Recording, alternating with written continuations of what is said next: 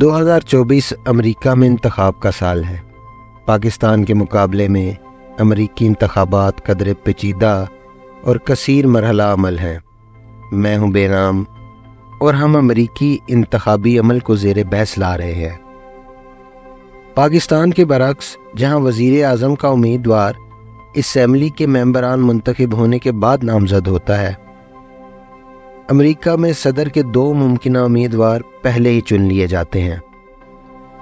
امریکہ کے انتخابی عمل کو 2 بنیادی حصوں میں تقسیم کیا جا سکتا ہے: پارٹی کی سطح پر صدارتی امیدوار کی نامزدگی اور جنرل الیکشن کے مراحل۔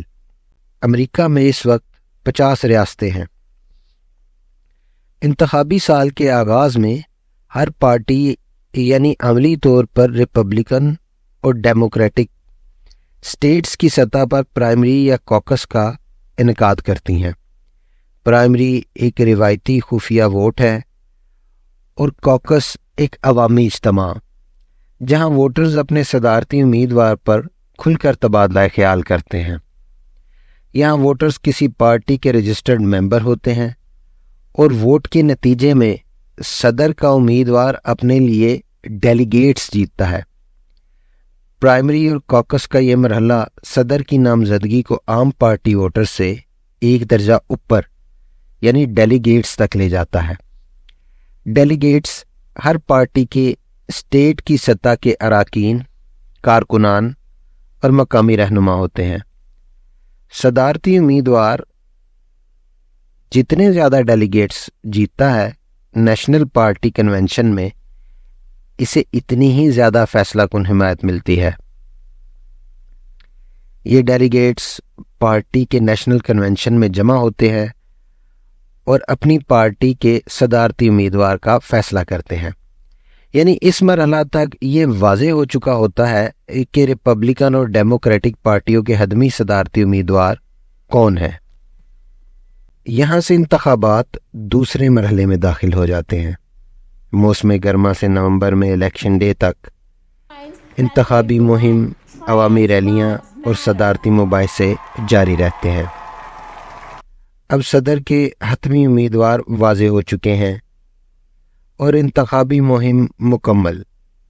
ہونا تو یہ چاہیے تھا کہ ایک سادہ نیشنل پاپولر ووٹ سے صدر کا انتخاب ہو جاتا، لیکن یہاں سے ایک نیا عمل شروع ہوتا ہے۔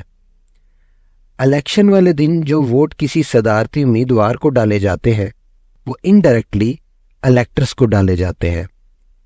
الیکٹرز کی تعداد اسٹیٹ کی کانگریس میں نمائندگی کے حساب سے ہوتے ہیں۔ یعنی اگر کسی اسٹیٹ کے سینٹ میں 2 سینیٹرز اور ہاؤس آف ریپرزینٹیٹیو میں 6 نمائندے ہوں تو اس ریاست کے 8 الیکٹرز ہوتے ہیں۔ ہر پارٹی اپنے الیکٹرز کو الیکشن سے پہلے نامزد کر دیتی ہے اور الیکشن والے دن اسٹیٹ کے پاپولر ووٹ کے حساب سے الیکٹرز منتخب ہو جاتے ہیں۔ اس عمل کو الیکٹورل کالج کہا جاتا ہے۔ 2 کے علاوہ تمام 48 ریاستوں میں ونر ٹیکس آل کا نظام رائج ہے، یعنی جس صدارتی امیدوار کو اسٹیٹ میں اکثریتی پاپولر ووٹ ملتے ہیں، تمام الیکٹرز اسی کو دیے جاتے ہیں۔ تمام اسٹیٹس کے الیکٹرز کی تعداد 538 ہے۔ بڑی اسٹیٹس جیسے کیلیفورنیا کے الیکٹرز کی تعداد 54، جبکہ چھوٹی اسٹیٹس جیسے الاسکا کے الیکٹرز کی تعداد 3 ہے۔ اس طرح جو بڑی اسٹیٹس جیتتا ہے، اسے اتنا ہی زیادہ فائدہ ہوتا ہے۔